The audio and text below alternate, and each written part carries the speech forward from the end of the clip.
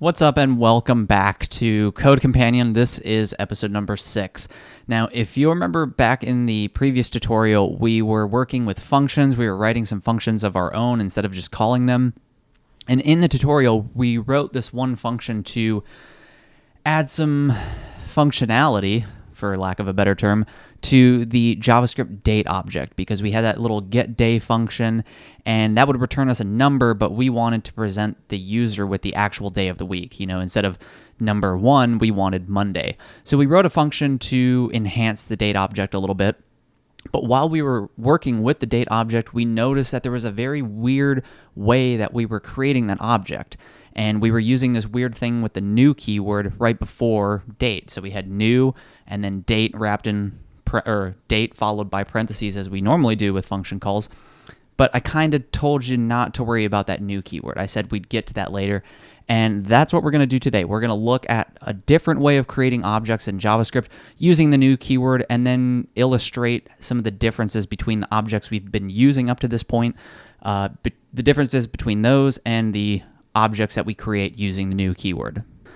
So as usual, we're just going to go into iterm, and we're going to use the make directory command, mkdir, to make a new folder or directory for the code we're going to write, and we're just going to call this oo-javascript for object-oriented JavaScript. And then we'll use cd to move into that directory. And in that directory, we're just going to create a new file where we're going to write our code, and we'll just give it the same name as the directory name. So oo-javascript.js. So now we have our folder and our file created, so we can just open up Visual Studio Code and load the project that we just created. All right, once we're in Visual Studio Code, we're just going to open up the file that we just created. I'm going to hide this window as usual with Command B, and then I'm just going to increase the font size of this window just a little bit for you guys. Now, before we get into the new way of creating objects that we're going to discuss in this video, I want to discuss just a slightly different way of defining functions. So up until this point, what we've been doing is creating function declarations. And function declarations, we start with the function keyword. We define the name of a function we're going to define, or declare the name of the function we're going to define, in this case, getArea. And then we're just going to give it 2 parameters, so width and height. And then within this, we do something like width, or return width times height. And then down here we call our function, and we'll do like getArea 20 and 10, like that. So this is how we've been creating functions up to this point. We define a function, and then at some later point we call the function. But there is another way to create functions, and this is what's known as a function expression. So what I'm going to do is I'm going to comment out this function declaration, and I'm going to create the function expression below. So it's the exact same functionality, just a different way of creating the function. So what I'm going to do is I'm actually going to declare a variable, getArea, and then I'm going to set it equal to a function. Now notice up here, when we declared the function, we added the name followed by the parameters. Here we declare a variable, and then we assign the function to the variable. So that's why we don't have a function name right here, because we're essentially taking the function, assigning it to a variable, and that variable has a name, and then we just call that variable. So we're going to add our parameters, width and height here, just like the function above. And then after this, it's basically the exact same thing. So we do width times height, semicolon, and then down here, you typically add a semicolon at the end of the function expression as well, because this is a statement just like statements we've been writing before. We do let pi equals 3.14, we do let user equals, and then we have an object, we end it with the semicolon. So because this is a statement, we have the let keyword, we have a variable, we're assigning it a value. The value in this case is a function, but we still end it with a semicolon. The only time you really don't end something with a semicolon in JavaScript is whenever you're declaring a function like this. It's not the end of the world here if you don't have it, but best practice, general advice is to end your function expressions with a semicolon. So I would say it's best just to do that. So we're going to save this, and then we're going to go back here, we'll run our code, and we'll see that the function still works. Now, there are some more technical details between the two, but those details are some pretty advanced details in JavaScript, and right now they're just out of scope. So for now, the primary difference you want to know is that when you're declaring a function like this, you have function and then you specify the name. When you're doing a function expression, you can omit that name because you're assigning this entire function to a variable which already has a name. And then down here, we just use that variable name to actually call the function. As you progress as a programmer, you're going to see function declarations and you're going to see function expressions. There's not one's right, the other one's wrong. You know, once you get to a certain point, you're only using one or the other. You're going to use both at some point in your career. So get used to it. But for the remainder of this tutorial, as you're going to see as we progress, we're just going to be using function expressions. Okay, so up until this point, we've been creating what are known as object literals. So an object literal would be, an example would be one like this. So we create a variable user, we set it to an object, and then we have a few properties. So we do like name, Adam, age, 28, and then down here we do console.log user.name, right? So we declare a variable, we set it equal to an object, and then later on we can just access the various properties on that object and get the values that we want. But then in the last tutorial, we saw a new way of creating objects. And the way we did that was using the new keyword. So we did like let now equals new date. And I said, just don't worry about this. Just know that it works. It's a special kind of object. But similar to our previous object, we had methods on it. We had properties. We could do like now.getDay. Whoops, like that. So once we created the object, then it started behaving just like any other object. So what the hell is that new keyword? So a function like date in JavaScript is what's known as a constructor function. And whenever we call a constructor function with the keyword new, what we're basically saying is we want JavaScript to use that function to create a new object for us. Create a new object, or the term you'll hear in programming typically is instantiate a new object. So there's a date function, we use the new keyword, and then that creates a new date object for us. So let's see what this looks like in code. So what I'm going to do is create our first constructor function. So we're going to start with the function keyword, and then we're going to add our function name, or our constructor function's name. And notice that we start with a capital letter instead of, the way we've been doing it with camel case, where we start with a lowercase letter, and then every word after that we capitalize.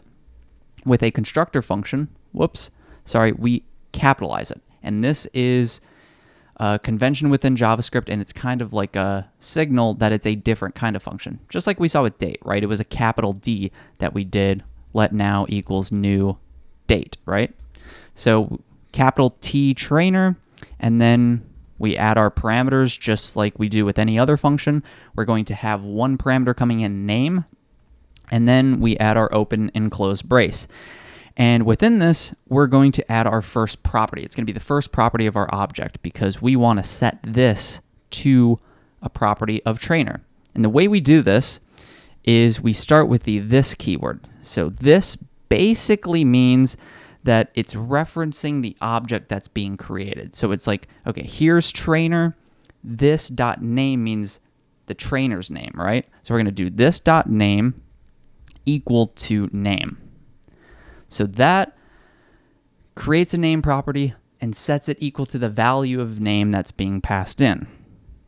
Then below this, we can do let trainer, this time with a lowercase t, and this could really be anything. It could be user, it could be John, it could be whatever, but we're just going to do trainer equals new trainer, like that. But since it has a name parameter, we're going to give it a value. So we'll do Adam. And then below this, we're going to do console.log trainer.name. So we'll save that, go back to our terminal, run our code, and we see that the name is printed out to the screen.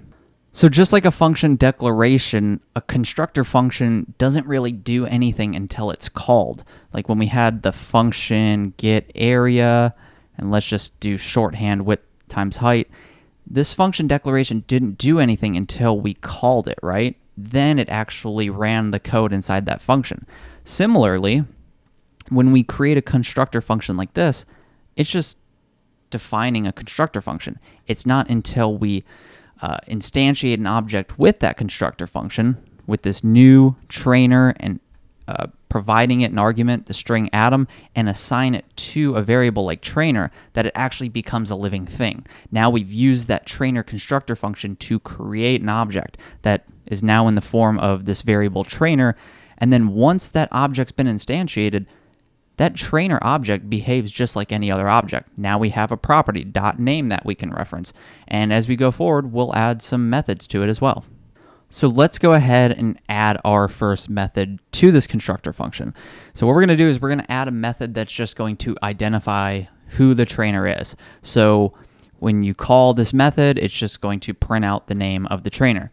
And we're going to do this using a function expression. This is where the function expressions come in. So what we're going to do is we're going to do this dot identify. That's going to be the name of our method, and we're going to set that equal to a function. And because this function doesn't need anything, it doesn't have any parameters. It's just literally going to identify the name property that's up here. So what we're going to do is console.log, and then we'll use our template literal syntax, and we're going to do the trainer is $, and then because we want the name property of this object, we're going to do this dot name like that, and end our statement. Oh, and we need a semicolon down here because it's a function expression. See, it's easy. Like, I forget that a lot. If I'm not thinking about it, I'll omit them. It's not common at jobs I've been at for people to write function expressions. Sometimes they have semicolons after them, sometimes they don't. Like I said, it's not the end of the world, but it's a good practice to get into. So we have this dot identify is equal to a function that's going to print out the trainer is whatever the name of the trainer is. So down here we have let trainer equals new trainer, so we've instantiated the object. But now instead of logging the name, I'm actually going to use the new method that we've created. So now we're going to do trainer.identify. So we're going to save that, and then we'll go back to iterm. I'll do up arrow to just run the previous command we've been running. Hit enter, and there it goes. The trainer is Adam. All right, so now it's time to look at what makes these constructor functions so powerful, because you might be thinking, okay, why? I mean, yeah, we got to use our function expression here, but how is this really any different than any other function we've been creating? Why not just write normal function declarations? Well, let's illustrate this. So what we're going to do is we're going to instantiate an object using this constructor function, and we're going to create a variable Ash. We're going to set it to new trainer, and we're going to provide it the name Ash. And then below this, we're going to instantiate a second object. We're going to call this one Gary. And once again, we're going to do new trainer, just like the one above, like that. So we've instantiated two objects using the exact same constructor function.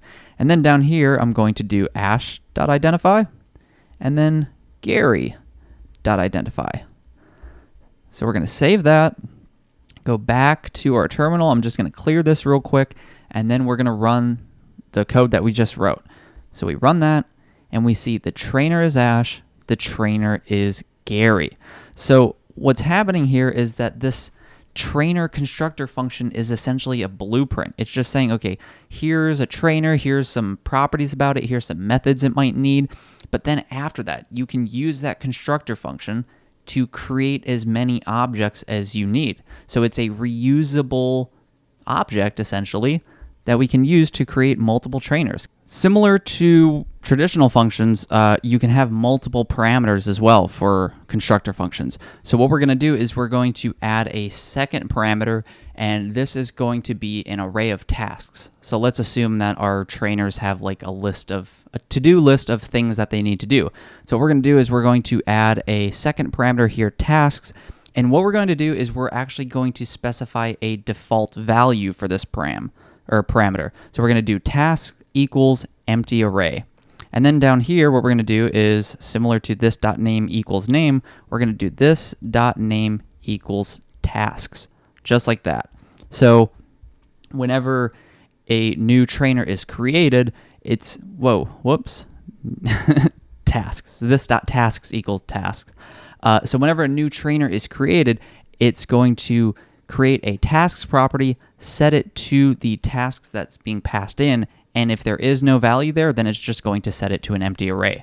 So what we can do down here, actually let me scroll up to keep all of that visible, is I'm going to delete these, and then I'm going to leave Ash the way it is, but then for Gary, I'm going to add a second argument here, and we're just going to say visit Professor Oak.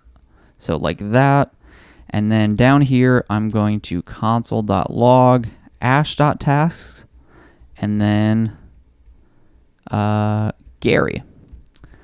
So we'll save that, and let's look. So we have let ash equals new trainer, and we provide it a name, but we don't have a tasks argument right after it. So when we go up here, because there's no value, tasks should default to an empty array. Then when we go down here to Gary, new trainer Gary, we do provided a second argument. So Gary.tasks should print out visit Professor Oak. So we can go back to our terminal, run our code, and we see that the tasks array for Ash is an empty array as it should be, and for Gary, it's the array visit Professor Oak. So now that our trainers have a tasks array, let's add another method to add even more tasks onto this. So what we're going to do is this.addTask, and we're going to set this equal to a function expression, add my semicolon down here, and because we're adding a task, we also probably want a parameter here, so the incoming task, and all we're going to do within our function is say this.tasks, which references this property up here, and we're going to do .push, and then we'll add the incoming task parameter to the existing tasks.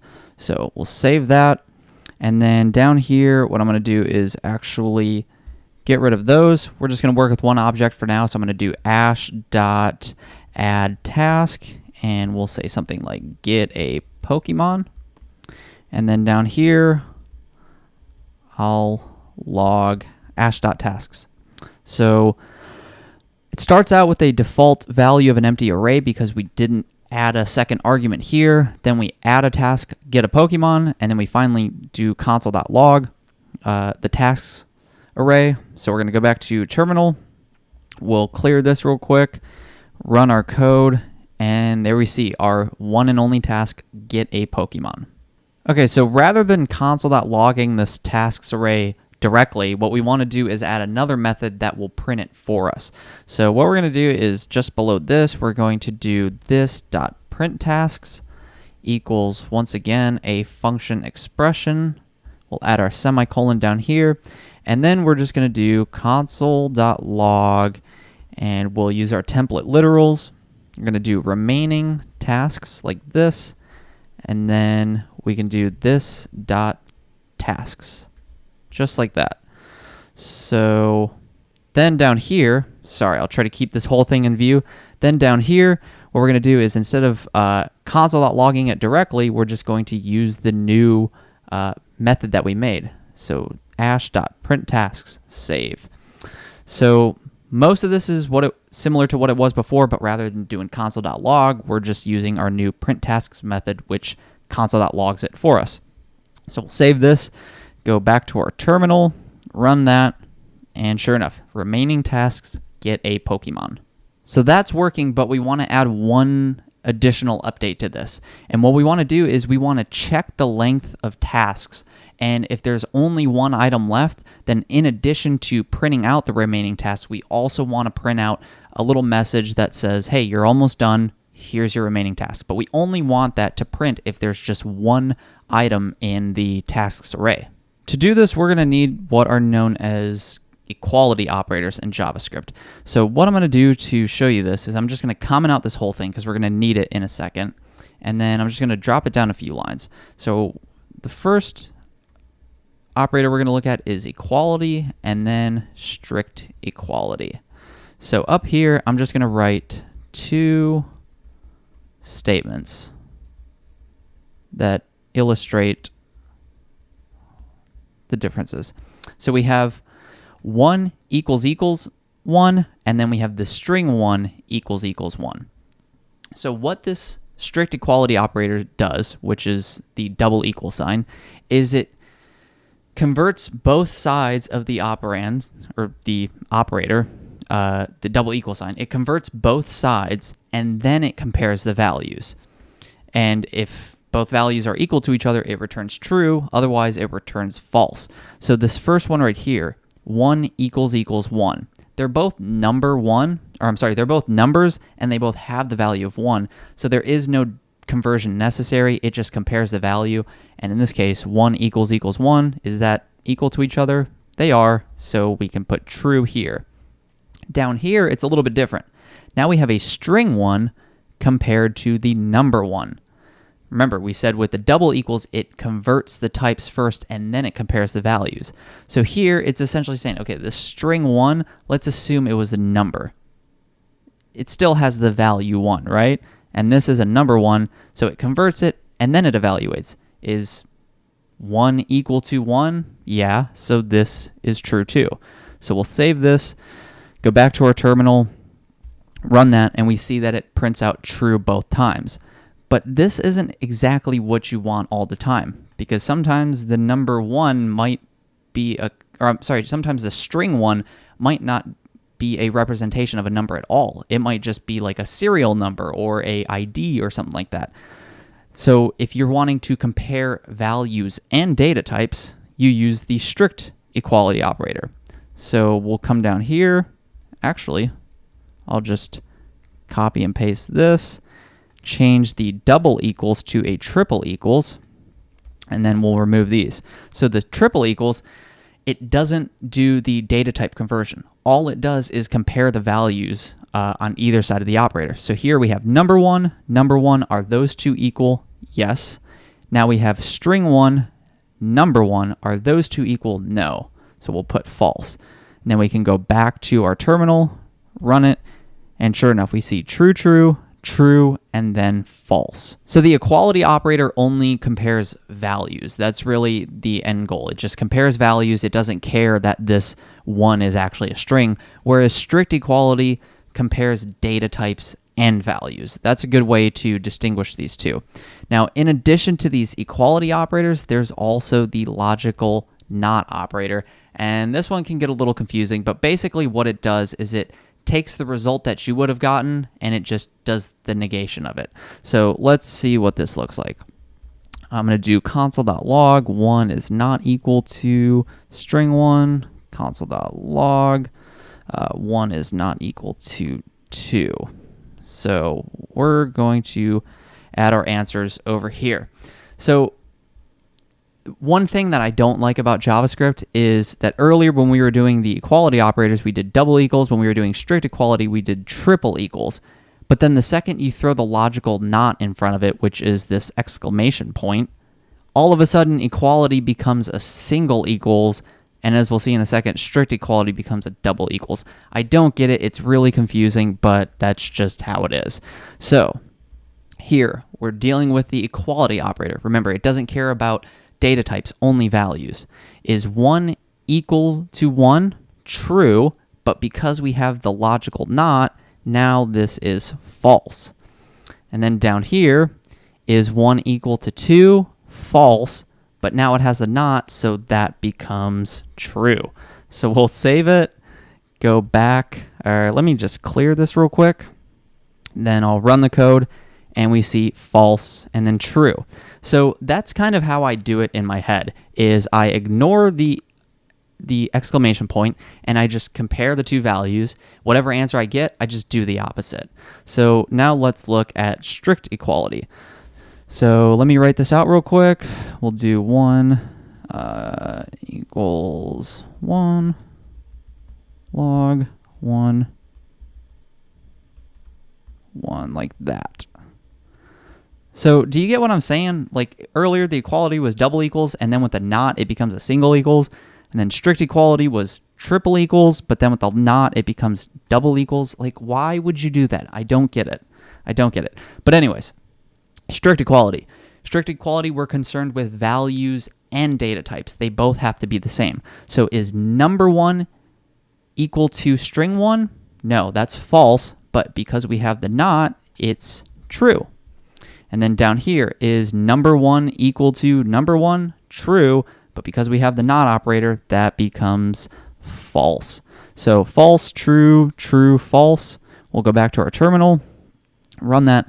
False, true, true, false. Now I just want to say, within the JavaScript community, the triple equals is by far the preferred equality operator, the strict equality.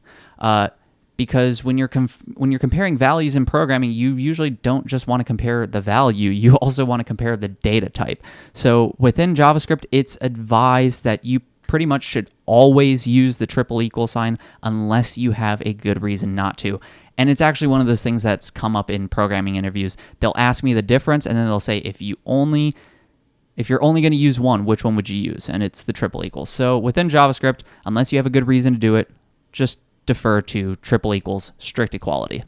Okay, so now we can take these equality operators and apply it to our print tasks method, where we want to print out a little message if the length of tasks is equal to 1.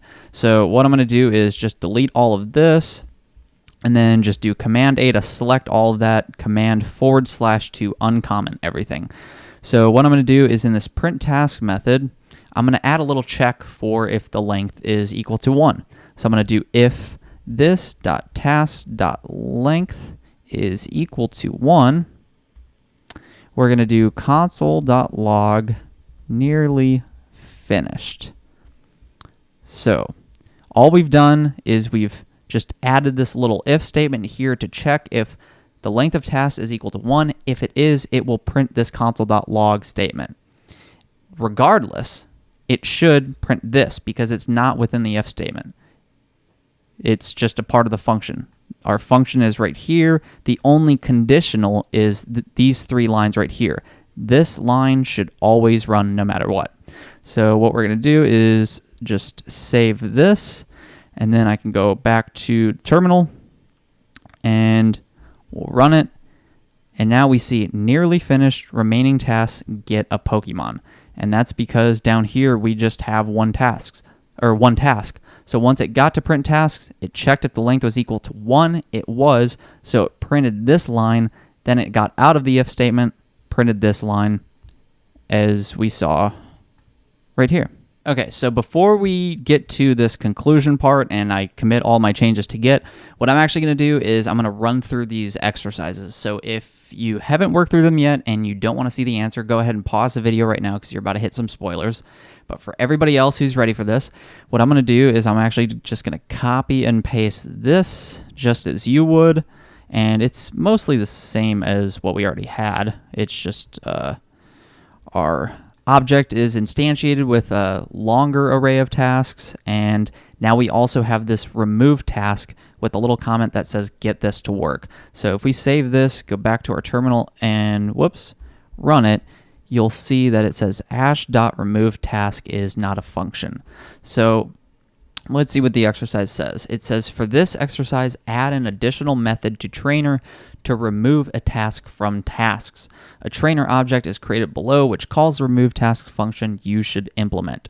2 array methods worth looking into to accomplish this are index of and splice. So let's look at these 2.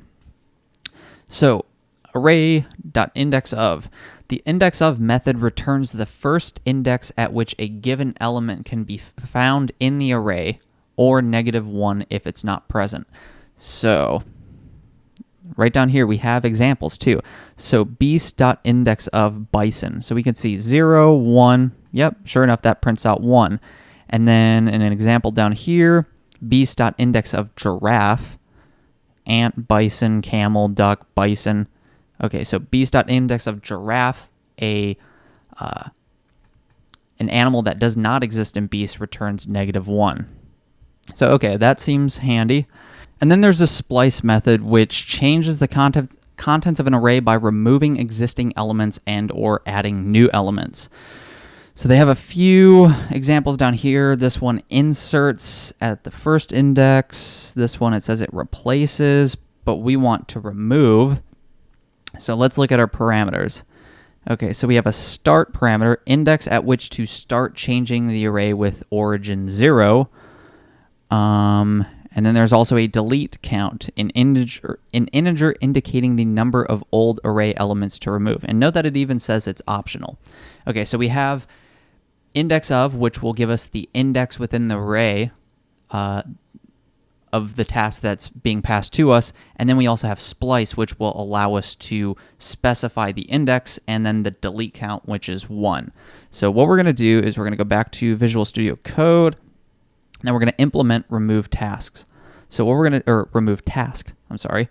So we're going to do this dot remove task equals function, and we're going to get a task, and we'll end our function expression with a semicolon.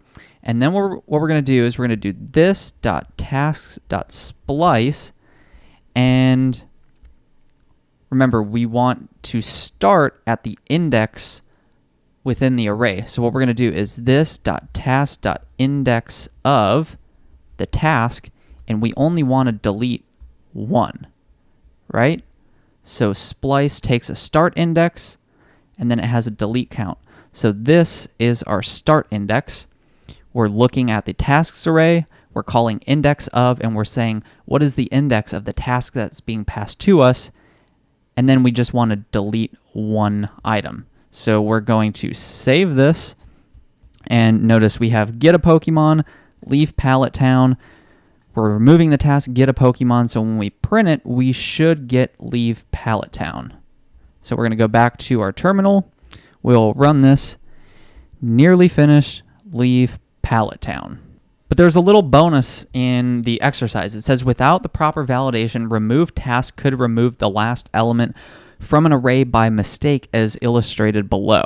So we have a tasks array with laundry, dishes, vacuum, and then we do task.splice.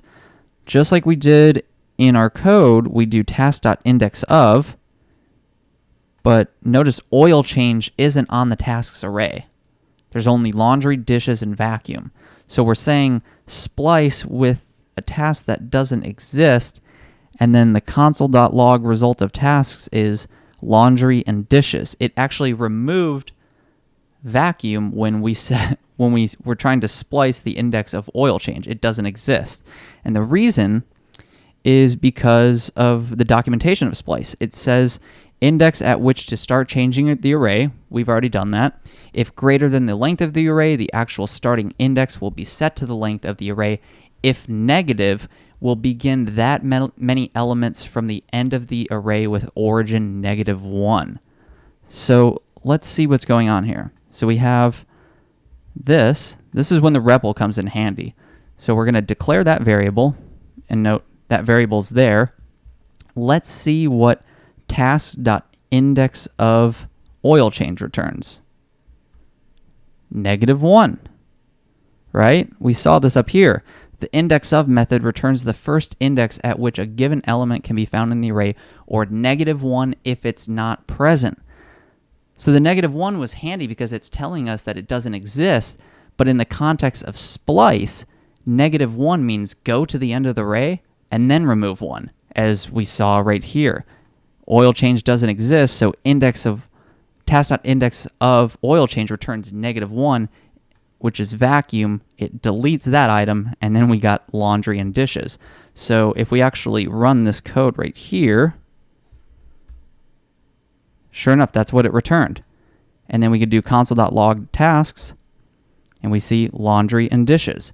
So we need to fix this in our own code, because if we change this to get a Pokemons with a bunch of S's, save it.